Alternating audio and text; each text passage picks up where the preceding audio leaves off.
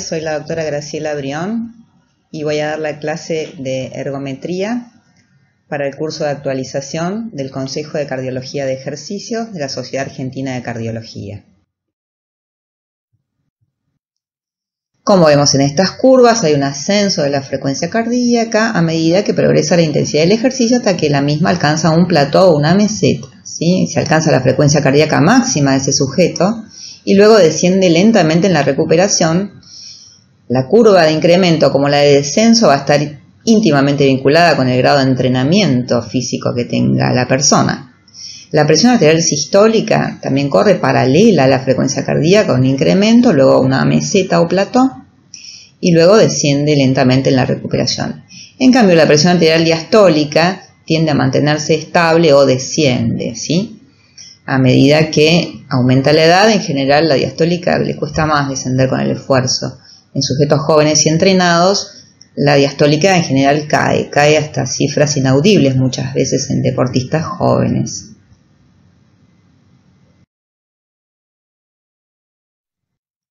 Lo mismo, volumen minuto aumenta, frecuencia cardíaca aumenta, esto sería un máximo esfuerzo donde terminan las líneas. Volumen sistólico aumenta y luego hace un plató, la sistólica aumenta hasta la máxima, la media también, y la diastólica tiende a descender o a mantenerse o a aumentar hasta un límite que vamos a ver cuál es lo normal o lo tolerado como normal.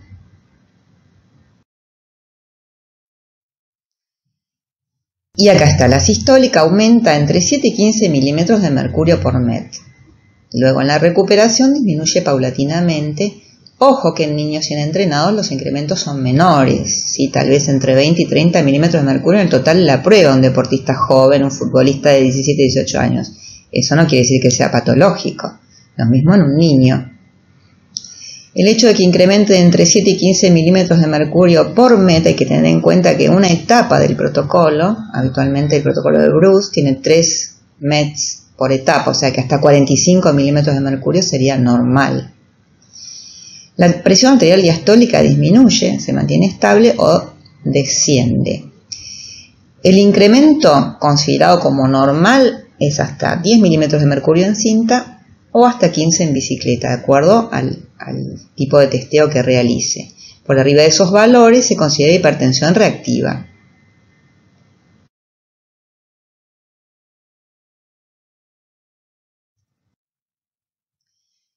Por otro lado, está el comportamiento paradojal, cuando la presión no aumenta o cae, que sería la curva plana, el no incremento de esos 7 a 15 milímetros de mercurio por MET, o el no incremento de un total de 20 a 30 milímetros de mercurio en el total de la prueba, o la caída, mayor a 10 milímetros en cualquier momento del esfuerzo.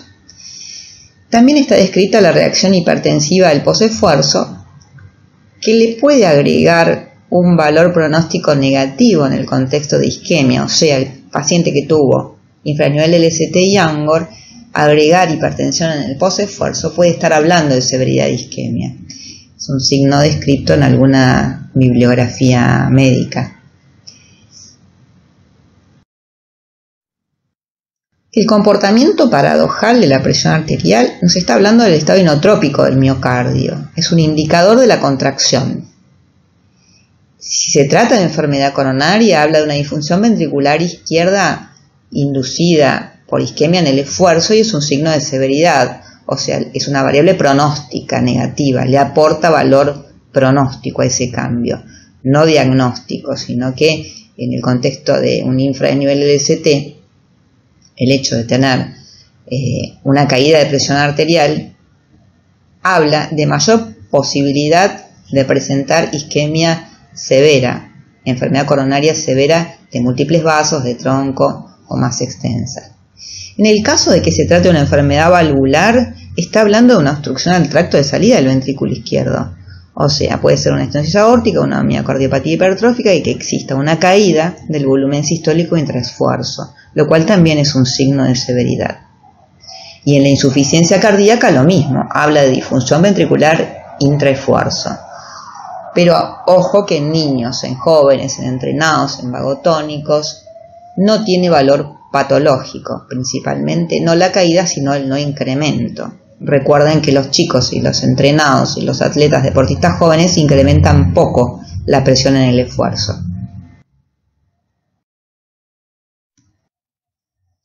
¿Qué es la respuesta exagerada o hipertensión reactiva? El incremento mayor a 15 milímetros de mercurio por MET, o en el total de la prueba aquel que supera los 210 milímetros de mercurio. Esto varía un poco en función de la literatura, de los grupos, de los centros. Nosotros por convención, junto con el servicio de hipertensión, hace unos años definimos que el incremento mayor a 210, o sea, llegar hasta 209 sería normal en un máximo esfuerzo, pero hay grupos que cortan también en 200 milímetros de mercurio. Y para la diastólica el incremento mayor a 10 milímetros en cinta, porque tiene mayor componente isotónico y menor isométrico, el ejercicio en el treadmill, y mayor a 15 en bicicleta, que es más isométrico.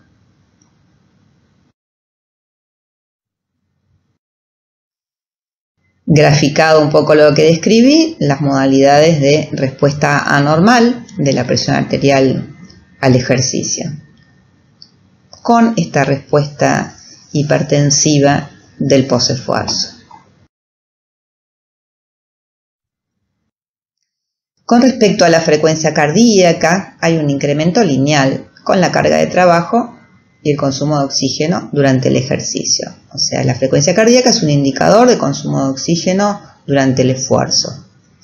En general, la frecuencia cardíaca alcanza el estado estable al segundo minuto de cada etapa. O sea, es por eso que un protocolo ergométrico debe durar un mínimo de 2 minutos, ¿sí? Porque alcanza, en ese momento se equilibran las variables hemodinámicas, o sea, la frecuencia cardíaca y la presión arterial ante esa carga de trabajo quedan estables y no aumentan nuevamente hasta que no se imprima mayor carga de trabajo, o sea, hasta que no se pase de etapa. Es por eso que se habla de estado estable, de protocolos con estado estable, que son los protocolos convencionales, como el protocolo de Bruce, que es el que utilizamos en la mayoría de las ergometrías.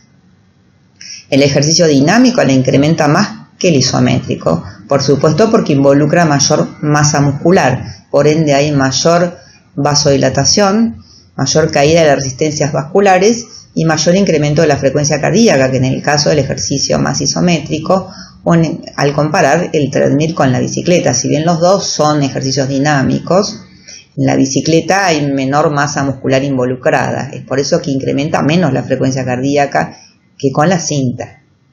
Está influenciada la frecuencia cardíaca por la edad, por diferentes enfermedades cardiovasculares, el nivel de entrenamiento, por la temperatura. Y la respuesta cronotrópica normal es que aumente entre 8 y 15 latidos por MET.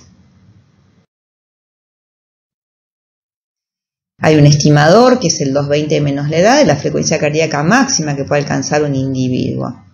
Esta fórmula es inexacta, ¿sí? Porque tiene un amplio desvío estándar de más o menos 10 a 20 latidos, pero es estimativa, es aproximada. Y nos permite recordar que el principal determinante de la frecuencia cardíaca máxima va a ser la edad, y que la misma se reduce entre 5 y 7 latidos por cada década de la vida, o sea que a medida que envejecemos, la frecuencia cardíaca máxima alcanzada va a ser menor. Acá podemos ver diferentes estudios que muestran esto, que a medida que pasan los años, la curva de la frecuencia cardíaca va hacia abajo, o sea, desciende la frecuencia cardíaca máxima alcanzada. O sea, tener una frecuencia cardíaca máxima muy alta en una ergometría, llegar a 200 latidos por minuto, es sin ninguna duda un signo de juventud, ¿sí? O sea, una persona joven de 20 años alcanza 200 latidos por minuto, luego comienza a descender.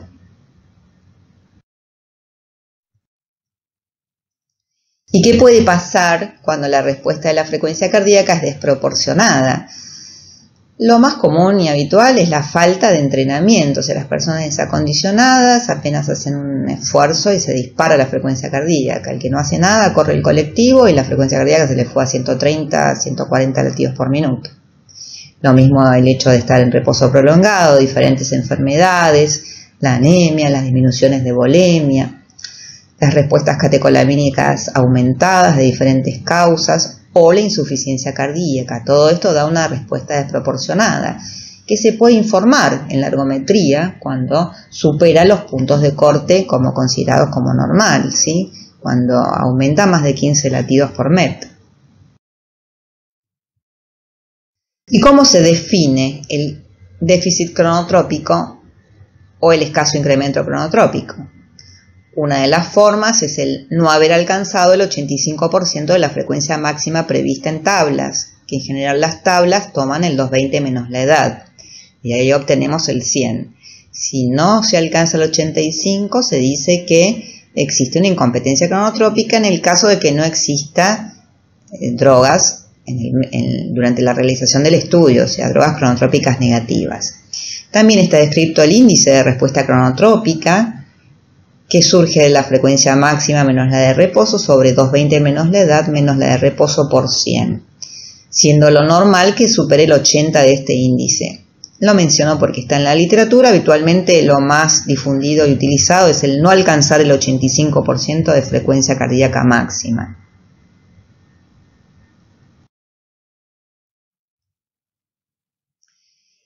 Y este trabajo clásico de Lauer nos muestra que sí tiene un efecto pronóstico el déficit cronotrópico. Estos eran todos pacientes que no tenían beta bloqueantes y que se hicieron ergometría más cámara gamma, y se encontró que el hecho de presentar una incompetencia cronotrópica tenía tanto valor predictivo, pronóstico negativo, como el hecho de presentar un trastorno de perfusión miocárdica, ¿sí? Por supuesto, mejor sobrevida la curva roja de arriba, el que no presentó ninguno de los dos signos.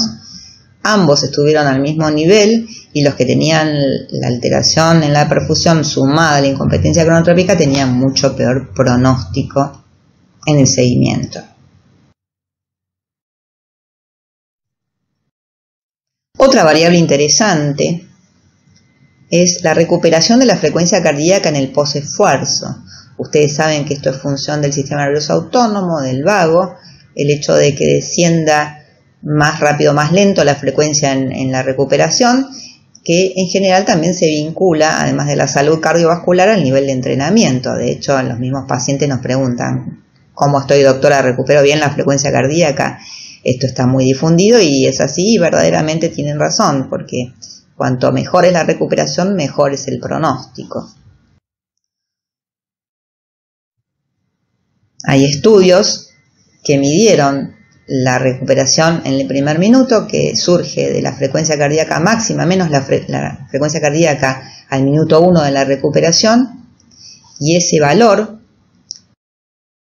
en caso de que sea menor a 12 latidos por minuto la recuperación de la frecuencia cardíaca, o sea, el descenso desde la máxima frecuencia cardíaca obtenida hasta el primer minuto de la recuperación, si esa caída o descenso es menor a 12 latidos por minuto, este es un indicador de mal pronóstico, es un predictor de muerte independiente. Este trabajo clásico de Cole nos muestra que es un indicador, un predictor pronóstico independiente de mortalidad a 6 años, con un riesgo relativo de 2, o sea, duplica el riesgo de muerte.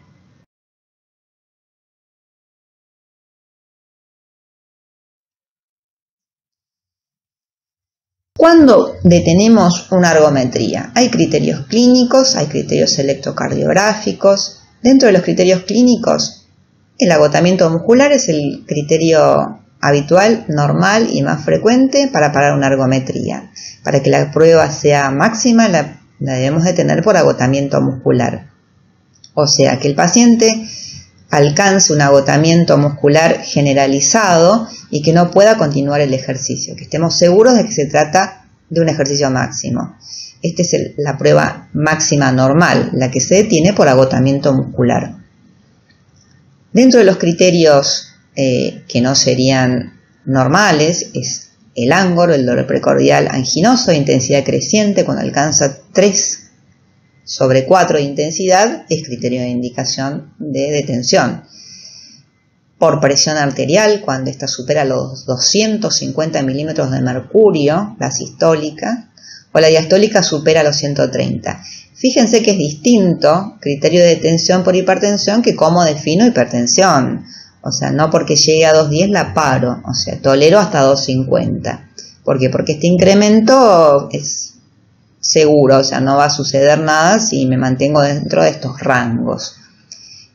Tal vez se para a veces de manera equivocada una ergometría antes, a los 200 o 210, pudiendo tal vez completar etapas. A lo mejor ese es el plató y llega hasta esa presión y no la supera, y a lo mejor hace una o dos etapas más por delante el paciente y bueno, queda la prueba inconclusa por detenerla erróneamente por un criterio que no es tal. El comportamiento paradojal, principalmente la caída de la tensión arterial, es un criterio absoluto y necesario de detención porque es un signo de gravedad. Los signos y síntomas de fallo de bomba: si el paciente tiene disnea, tercer ruido, sudoración, frialdad, los signos de bajo flujo sanguíneo cerebral, lo mismo, el dolor isquémico creciente de miembros inferiores, o por voluntad del paciente, hay pacientes que no quieren seguir porque no están habituados al ejercicio físico y son temerosos, o les da miedo la cinta, o desean detenerlo, o no quieren exigirse, y bueno, lamentablemente es otro criterio más, es seguir la voluntad del paciente.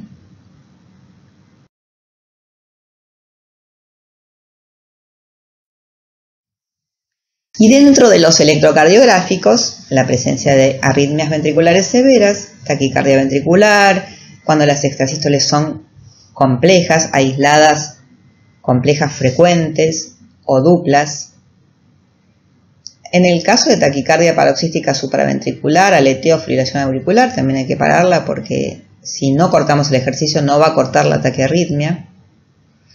El desarrollo de bloqueo AV de segundo o tercer grado intraesfuerzo también es un signo de severidad y es necesario detenerla. En general esto es indicación de colocación de marcapaso. La presencia de infradesnivel del ST cuando supera los 2 milímetros y uno ya tiene la seguridad de que es un ST isquémico, ya puede ser un indicador de detención del estudio.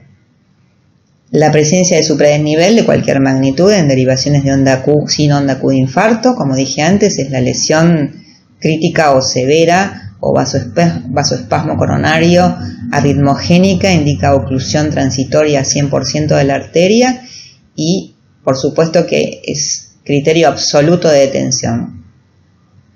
Y cuando se obtienen registros malos, cuando no se ve lo que se está haciendo, si se desconecta todo es mejor no seguir. Dificultades técnicas con el registro.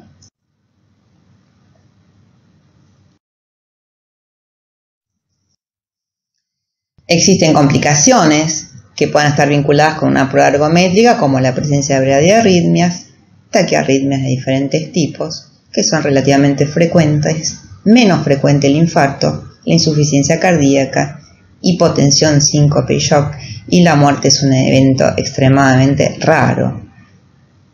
Se deben extremar las medidas preventivas, ¿no? Tener en cuenta claramente cuáles son los criterios de detención de un estudio y no continuar una ergometría con una respuesta isquémica clara más allá de lo necesario.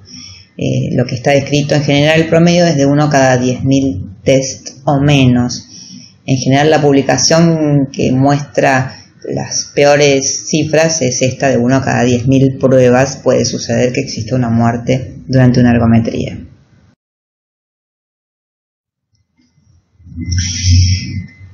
Diferentes series que muestran nuevamente riesgo de muerte, de complicaciones graves, riesgo de muerte de infarto, de muerte súbita.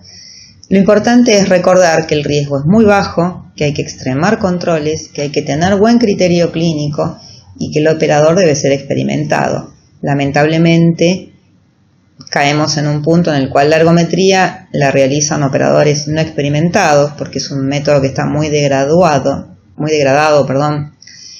debido en general a que se paga mal y en general es un método muy despreciado y que tal vez lo hace gente que no tiene la formación adecuada, y en general la tendencia actual es a que la ergometría no la haga más el médico, sino que la hace un técnico o la hace un enfermero. Eso aumentaría el riesgo de presentar una complicación, un efecto adverso o no detectar a tiempo una variable de riesgo. Por eso que no hay que minimizar el estudio porque es un estudio que implica un riesgo. Si bien es bajo, tiene un mínimo riesgo.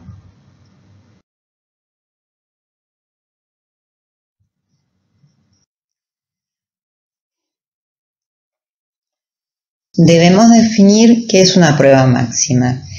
La prueba ergométrica máxima es aquella detenida por agotamiento muscular, o sea que estamos seguros que el sujeto alcanzó su máxima capacidad aeróbica, o sea que verdaderamente tiene un agotamiento muscular extremo generalizado, porque no puede seguir, porque si intento pasarlo de etapa ya no tolera el esfuerzo, no puede hablar, por supuesto, hiperventila, o sea, es un conjunto de signos objetivos de que está alcanzando un esfuerzo máximo, y esta es la verdadera prueba máxima, la que va a determinar la capacidad aeróbica máxima de esa persona, y esta no siempre va a coincidir con la frecuencia cardíaca máxima teórica, prevista por fórmulas o tablas o 220 menos la edad, que en general estas fórmulas tienen un desvío estándar de más o menos 12 latidos hasta 20 latidos, con lo cual debo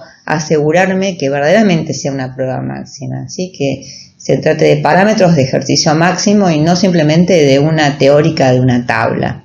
Entonces la prueba máxima no es la alcanzada por el 100% de la frecuencia cardíaca máxima, sino que la prueba máxima es aquella en la cual hay un agotamiento muscular. Esa es la prueba máxima. O sea, pongo por ejemplo el ejemplo de un paciente que está bajo tratamiento con drogas beta bloqueantes. Entonces esa persona hace una ergometría y hace un esfuerzo verdaderamente máximo porque tolera una carga máxima impuesta. Su frecuencia cardíaca no va a aumentar porque obviamente está bajo el efecto de las drogas beta bloqueantes, lo cual no quiere decir que esa prueba no haya sido máxima. Máxima se refiere a que en ese momento y en esa situación para esa persona con su patología y con su tratamiento es la máxima capacidad aeróbica que presenta, que es esa, y no va a estar indicada en ese caso por un 100% de una frecuencia cardíaca a la cual nunca va a llegar porque está medicado, ¿sí? O sea, esta es la distinción que hay que hacer entre prueba máxima, lo que es, lamentablemente se dice habitualmente que es considerar que si llegó al 100 es máxima, y lamentablemente no es así, ese es un concepto erróneo.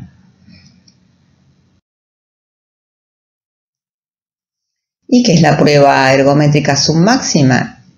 Es aquella que se detiene por una frecuencia cardíaca o carga de trabajo preestablecida, o sea, en la cual yo ya sé que la voy a parar antes de que sea máxima. O sea, no voy a dejar que la persona siga hasta un esfuerzo máximo, sino que sé que la voy a detener, ya de forma preestablecida, predeterminada, ya lo sé de antes.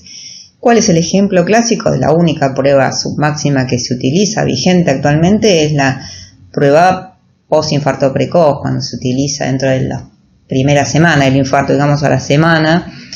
En ese caso se llega a una frecuencia cardíaca de 120 latidos por minuto o 5 METs, lo que se alcance primero, y esa sería una prueba submáxima. Yo ya sé que la detengo antes de que la persona se alcance.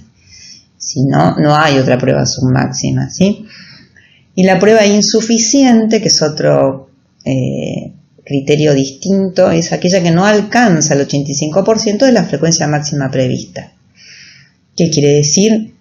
Que no llega al punto de corte con el cual se puede descartar isquemia con cierta certeza. O sea, las ergometrías suficientes son aquellas que superan el 85% porque se sabe por convención que por arriba del 85% de la frecuencia cardíaca aumenta el valor diagnóstico de la prueba, ¿sí? Porque se exige más y se llega a más doble producto y hay mayor posibilidad de llegar al umbral isquémico de ese paciente. En cambio, si no supero el 85%, tal vez me quedo corto en cuanto a método diagnóstico, ¿sí? En toda ergometría, esto va tanto para la ergometría común como para la ergometría de la cámara gamma. O sea, la ergometría es la misma siempre, se debería hacer bien siempre. Lamentablemente, cuando la ergometría va pegada muchas veces a otro método diagnóstico como ser la cámara gamma o el ecoestrés, se deja de lado y se minimiza el estudio ergométrico y se focaliza en la imagen. Pero verdaderamente una prueba ergométrica bien hecha aporta mucho valor diagnóstico al estudio. Entonces, cuando yo quiero hacer diagnóstico de isquemia, es importante que se supere el 85 de la máxima prevista para tener mayor valor diagnóstico.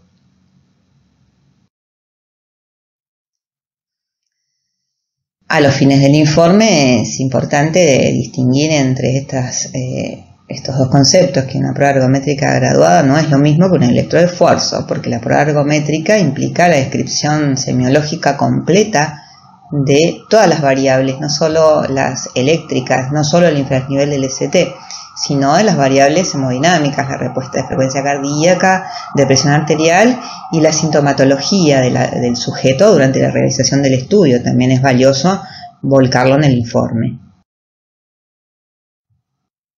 Entonces vamos a informar la presencia de síntomas, ANGOR, disnea, cualquier otro síntoma que haya desarrollado, lo más común ANGOR y disnea, las modificaciones patológicas del segmento ST, la respuesta hemodinámica, cómo se comportó la presión arterial y la frecuencia cardíaca en el esfuerzo, y la presencia de arritmias. Entonces, un informe normal, por ejemplo, sería: el paciente no refirió ANGOR ni disnea, no presentó modificaciones patológicas del segmento ST, no se registraron arritmias, respuesta normal de la presión arterial del esfuerzo. Como conclusión, prueba ergométrica máxima normal sin evidencias específicas de isquemia. Esta es la plantilla de informe que yo utilizo habitualmente hace muchos años.